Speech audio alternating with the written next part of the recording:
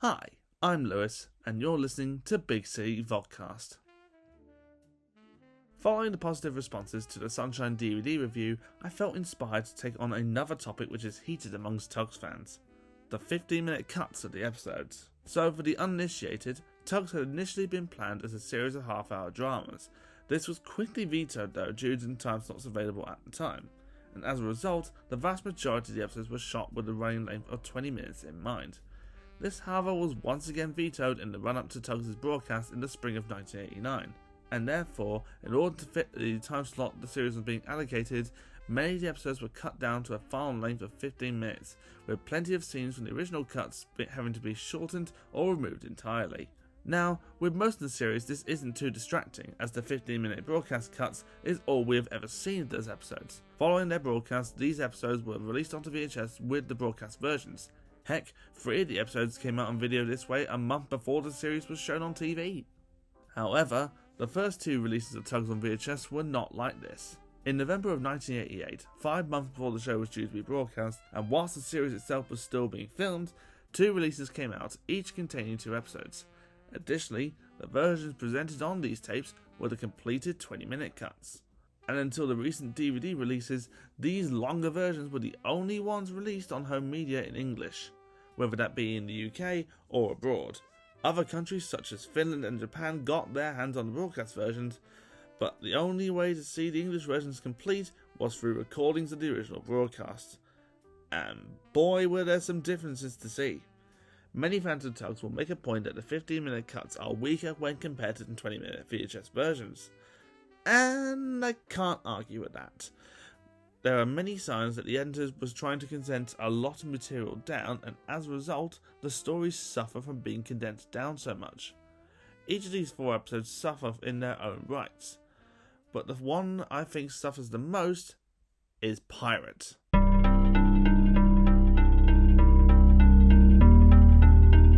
Pirate was the second episode of TUGS to be broadcast on April the 11th, 1989, and is often praised for the fact that it was so dark and serious with its subject matter. I remember watching the 20-minute version for the first time as a kid and being enthralled at this suspenseful and tense story. Some would say it was too messed up for a kids program, and I can kinda see why. I mean, a mysterious boat with an eye patch is going around stealing barges at night because 2 creepy boats with green lights for eyes are threatening to sink, aka unlive, his uncle if he doesn't comply. Yeah, that's kinda messed up. But they still handle this subject matter in a way that isn't patronising nor overbearing to the audience that it was aiming for back then. Children's TV was much more risky back in the 80s, and thank God for it. Modern programming is too safe and patronising. TUGS works better here because it helps its audience understand how difficult life can be, and Pirate in particular, along with other examples that may or may not get discussed in the future, really demonstrates how dangerous the world can be, but also how there will always be people to support you when times get tough. But boy, did this episode suffer when the 15-minute cut down happened. Let's start with the editing. Now, I'm not bashing the editors for doing an awful job. They were doing the best they could with the material they had, and the time crunch they were likely under. Additionally, I'm not saying I could have done a better job editing these episodes, because let's face it, you've all seen my efforts editing TUGS Big retrospective. Yeah, I can't talk when it comes to bad editing. But the editing is where I see a lot of issues with condensing this story down. The biggest annoyance is the jump cutting from shot to shot. There are shots in the broadcast version of this episode that are exclusive to it, and while it's nice to see these shots, they ultimately interrupt the flow of the story. The worst example for me is this moment. Hey, turn zero! You're cornered, you can't escape! I'm not trying to. Well done, 10 cents. He's the pirate, alright? Now, in the original version on VHS, we hold on the shot showing 10 Cents approaching Sea Rogue, and the shot from behind 10 Cents isn't there. And ultimately, the shot being used in the broadcast version is ultimately a waste of editor's time. You don't need both shots. It works much better as it was originally. The only reason I could think they added this shot in was because it's obvious in the original version that the models didn't actually hit each other, thanks to the trolleys holding them up under the water.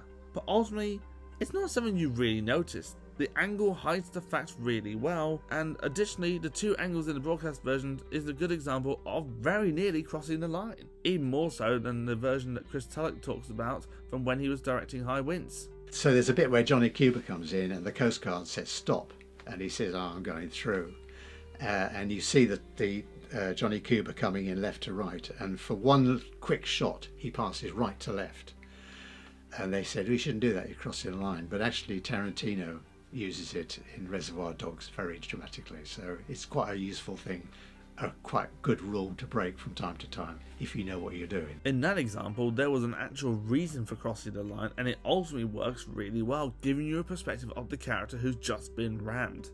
But here, it's just distracting, going from looking one way to looking the exact opposite way. I honestly would have just kept the single angle from the VHS version. There is also an example near the end where the same angle of sunshine is inserted into this scene twice.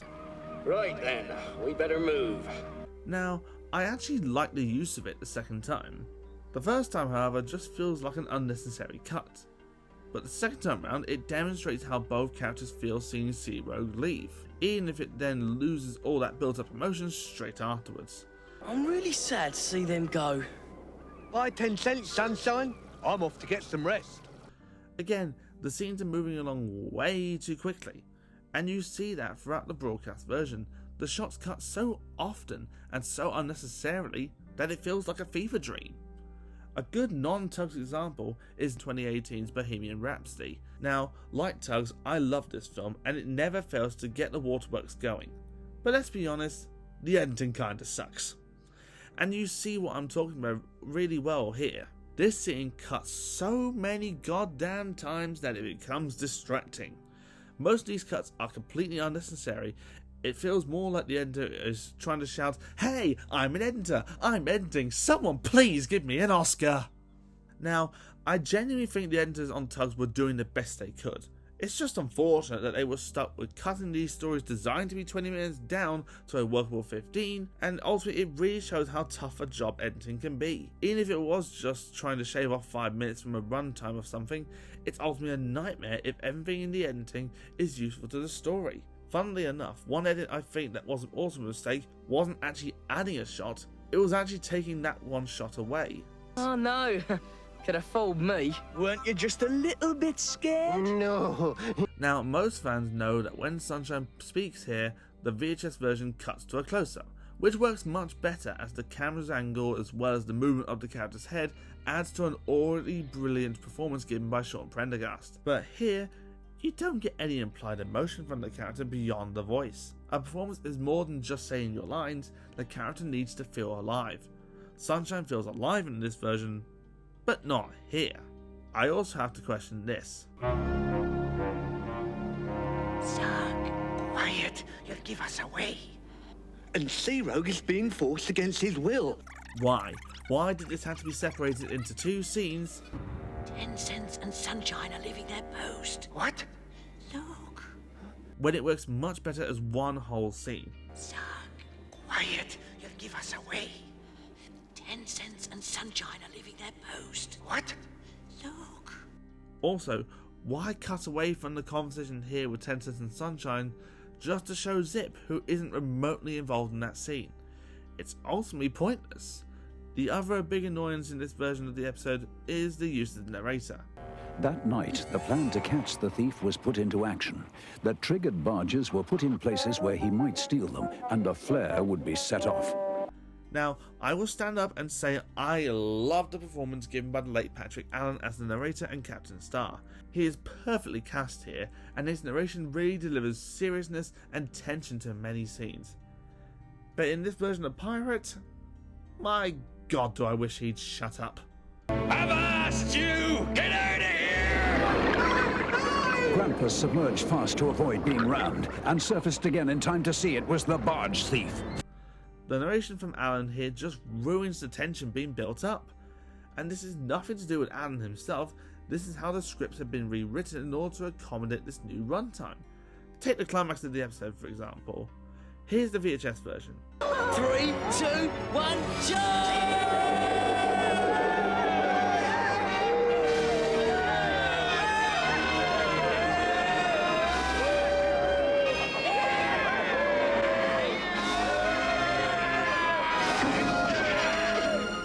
Gotcha! The game's up. There's no escape. Thrilling, exciting, really gets you engaged as you hear the characters gain that victory. And now here's the broadcast version. 3, 2, 1, jump!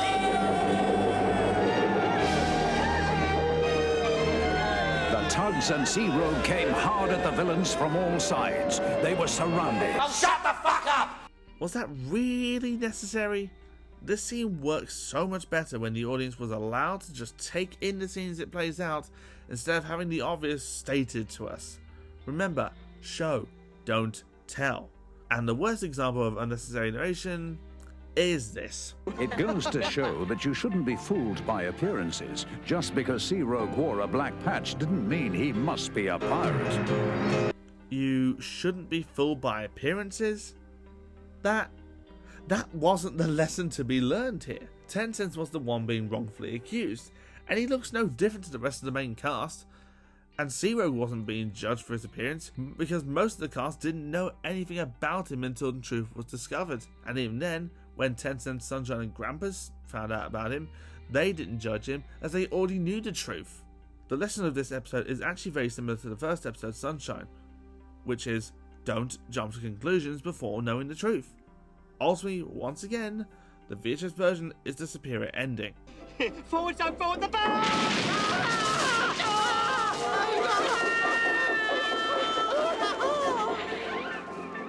They move pretty fast when they're not scared. They certainly do.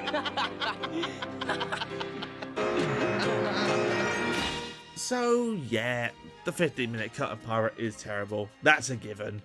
But I'm still glad to own it now on DVD. And while I will often go and re-watch the 20-minute cut if I'm looking to watch the episode, I do sit down and watch the 15-minute cut every so often. For a point, the colours are finalised on the 15-minute cut and look really nice. But also, you gain a respect for the hard work that the editors put into getting this series ready for broadcast. And ultimately, most of my issues aren't with the editors or Patrick Allen. The series as a whole is a victim of the challenges of TV scheduling. This is where modern programming benefits, in particular those on streaming services. They are not confined to a set time slot, which also has to include ad breaks. No, they can be more creative and work to what suits their stories. TUGS generally fared well when it came to being cut down to 15 minutes, and the episodes still get the points across very well, and are still paced to the point that isn't rushed or jumbled. However, I will say Pirate only remains one of my favourite episodes simply because of how lucky we are that the 20-minute cut got released. And I do question on a regular basis where the episode would stand in my rankings if we only ever saw the 15-minute version. But it also raises the question of how the series as a whole would be looked upon had all 13 episodes been completed and released as 20-minute cuts. Who knows? Did you enjoy this episode of Big City Vodcast? Please subscribe and turn on your notifications to learn more about future uploads in the future. How do you feel about the two versions of Pirate that we have?